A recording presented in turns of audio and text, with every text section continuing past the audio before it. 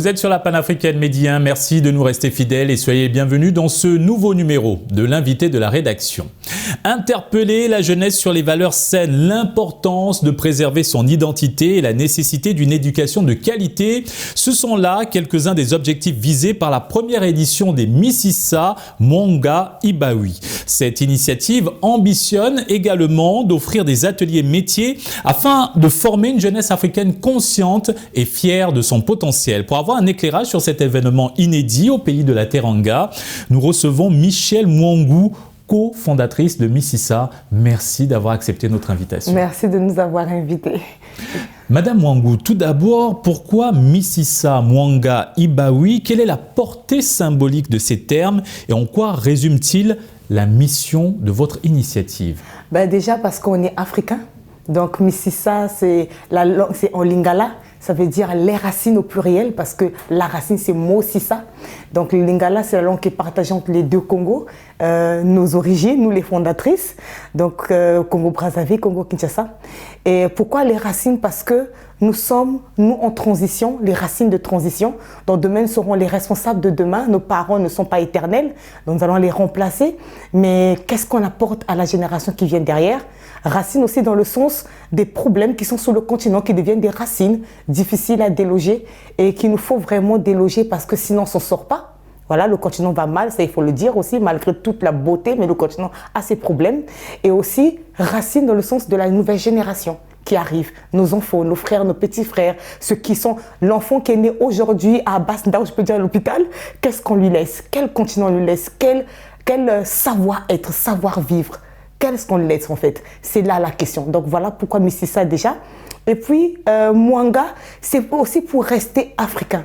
Il faut nous réapproprier ce qui est à nous, mais dans le bon sens du terme, pas n'importe comment aussi. Souvent les Africains, on veut arracher les choses, on veut les prendre, mais est-ce qu'on a suffisamment de maturité aujourd'hui, nous la nouvelle génération? Est-ce qu'on a suffisamment de capacité de porter les prochaines responsabilités? Là est la question. Donc Mwanga, c'est lumière en Swahili, donc nous avons préféré prendre des noms qui nous ressemblent, qui nous identifient. Et Ibawi? Ibawi, c'est divin, divine en Yoruba, du Nigeria. Madame Mwanga, en quoi, en parlant de génération future, en quoi cette initiative est-elle cruciale pour la jeunesse africaine et plus spécifiquement pour la jeunesse sénégalaise, puisque l'événement se passe au Sénégal? C'est crucial, pourquoi? Parce qu'il faut qu'aujourd'hui, on a une génération qui perd ses repères. La génération, l'Afrique aujourd'hui, la génération africaine, donc nous qui sommes en transition et ceux qui arrivent, nous cherchons des modèles.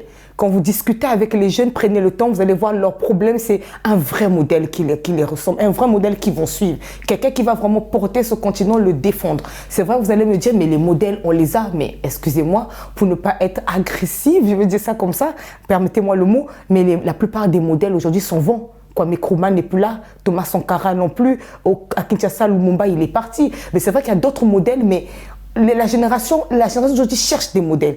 Mais on ne peut pas être un modèle si notre identité est déjà biaisée. Si déjà on ne sait même pas qui je suis, où je vais, qu'est-ce que je fais. Parlons concrètement de cette première édition des Mississa Mwanga Ibawi. Pouvez-vous nous dévoiler les activités phares prévues pour cette toute première édition? Alors ça, c'est la première partie de la première édition. Parce que Mississa a 3 activités. Donc Mwanga Ibawi, déjà expliqué, et Jaba qui est marché en Wolof, qui est l'exposition vente pour 2024. Alors, quelles sont ces activités? Déjà pour ce qui va se passer cette année, c'est Mwanga, c'est les ateliers pratiques. Lumière sur cette question, cette thématique que nous allons développer qui traite l'identité parce que nous, c'est l'identité personnelle. Donc toi, on doit traiter ce qui est là pour que tu puisses être une lumière pour les autres, donc un modèle pour les autres. Alors, c'est quoi le thème? Le thème, c'est africain et nous avons écrit africain, même free comme en anglais, donc africain libre. Africain, libère-toi des racines, des mauvaises racines qui entraînent la dépigmentation volontaire et le défrisage du cheveu afro aux produits toxiques. Le but n'est pas de lutter contre la dépigmentation, mais de traiter les mauvaises racines en chacun de nous qui peuvent nous pousser à vouloir renier notre identité et à vouloir se décaper. Pour celles qui se décapent, qu'est-ce qui fait qu'une femme à l'intérieur de soi trouve qu'elle est laide parce qu'elle est noire? Qu'est-ce qui fait qu'une jeune fille utilise des produits toxiques pour tuer son cuir chevelu et après se retrouver parfois le crâne rasé? Qu'est-ce qui fait ça? Qu'est-ce qui peut pousser aujourd'hui une jeune africaine à se dénigrer à ce point? Et là, c'est vraiment des questions que nous traitons. Mais Mississa, on ne vise pas les adultes. On vise les plus petits, c'est-à-dire les adolescents. Cette année, c'est vraiment les 12 à 17 ans que nous prenons. Parce qu'à cet âge-là, on apprend à connaître son corps. J'apprends à me connaître, j'apprends à être féminine, mon corps change, il évolue. Alors c'est là l'identité maintenant de la femme qui s'impose. Il faut que je traite ça. La formation occupe aussi une place importante dans votre organisation. Quels sont les métiers pratiques auxquels les participants seront initiés?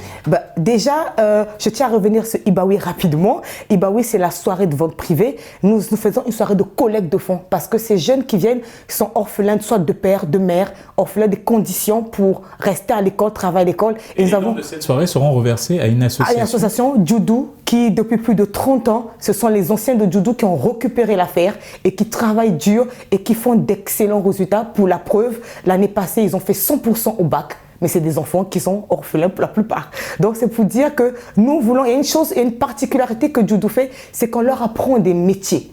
Les jeunes apprennent des métiers. Donc, c'est une manière de lutter de façon précoce au chômage de la jeunesse. Donc, ils initient les enfants en adolescence au métier jusqu'à ce qu'ils aient leur bac et ils continuent. Ça fait que l'enfant, quand il sort, il peut s'acheter lui-même ses propres cahiers, gagner sa vie déjà le temps qu'il ait un emploi ou quelque chose, ou même ouvrir sa société, pourquoi pas. Donc là, déjà, c'est lutter contre le chômage, employer d'autres jeunes et être un modèle aussi. Donc, quand on les a croisés, on s'est dit, tiens, voilà, c'est ce qu'on veut faire. Et aussi endiguer la problématique de l'immigration irrégulière. C'est aussi l'un de vos objectifs à travers cette initiative. Alors, quelle analyse faites-vous de la situation sur le continent africain à ce sujet? Déjà, c'est très déplorable, ça il faut le dire. Pourquoi? Parce que moi, je ne crois pas excusez-moi, mais je ne crois pas au rêve occidental. Parce que c'est bien, il faut y aller, mais moi je préfère y aller pour prendre l'intelligence et revenir sur le continent. L'Afrique a besoin de nous.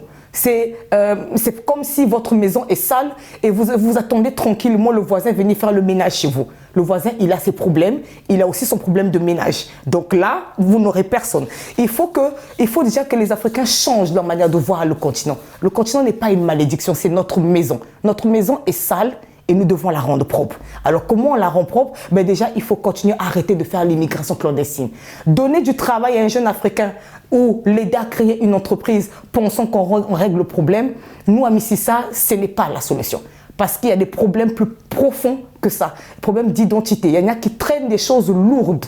Des blessures intérieures par exemple, des frustrations, des défauts de caractère. Et si on ne traite pas ça, ça bloque l'avancée de la personne. En tant que cofondatrice et co-organisatrice de cet événement, quelles sont vos attentes particulières?